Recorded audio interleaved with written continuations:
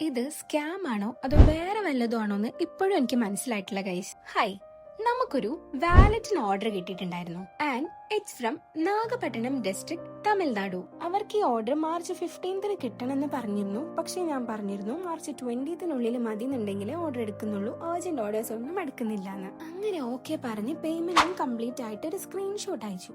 Literally screenshot അയച്ചത് കൊണ്ട് തന്നെ പേയ്മെന്റ് എനിക്ക് വന്നിട്ടുണ്ടോ ഇല്ലേന്നൊന്നും ഞാൻ ചെക്ക് ചെയ്തിട്ടില്ലായിരുന്നു. ആൻഡ് പിറ്റേ ദിവസം തൊട്ട് ഏർജന്റ് ആണ് മാം, എനിക്ക് സാധനം പെട്ടെന്ന് കിട്ടണം എന്ന് പറഞ്ഞിട്ട് മെസ്സേജ് അയച്ചുകൊണ്ടേയിരുന്നു. അപ്പൊ ഞാൻ പറഞ്ഞു ഏർജന്റ് ഓർഡേഴ്സ് എടുക്കുന്നില്ല എന്ന് ഓൾറെഡി പറഞ്ഞതായിരുന്നു എന്ന്. എന്നിട്ട് ഈ കൊറിയർ അവരയച്ച അഡ്രസ്സിൽ എത്തുകയും അവരിത് റിസീവ് ചെയ്യുകയും ചെയ്തിട്ട് സൈനും ചെയ്തിട്ടുണ്ട്.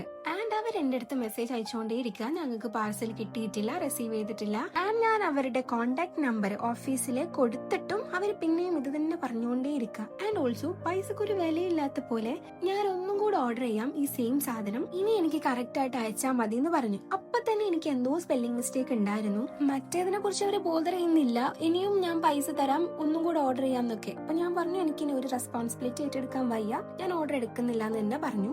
സംഭവം സുഖമാണ്, എന്റെ അക്കൗണ്ടിലേക്ക് പൈസ വരുന്നില്ല, അവർക്ക് വെറുതെ സാധനങ്ങൾ കിട്ടുന്നുണ്ട്. ബട്ട് ഞാൻ ചെയ്ത മിസ്റ്റേക്ക് എന്താന്ന് വെച്ചാൽ സ്ക്രീൻഷോട്ട് കണ്ട് പേയ്മെന്റ് എത്തിയിട്ടുണ്ടോ എന്ന് ഞാൻ കൺഫേം ചെയ്തിട്ടും ഇല്ലായിരുന്നു. സോ എല്ലാ ക്രാഫ്റ്റേഴ്സിനോടുമാണ് സ്ക്രീൻഷോട്ടും അതുപോലെ ട്രാൻസാക്ഷൻ ഹിസ്റ്ററിയും മാത്രം കണ്ടിട്ട് വർക്ക് എടുക്കരുത്. അക്കൗണ്ട് ബാലൻസ് എന്തായാലും ചെക്ക് ചെയ്യണം. Thank you.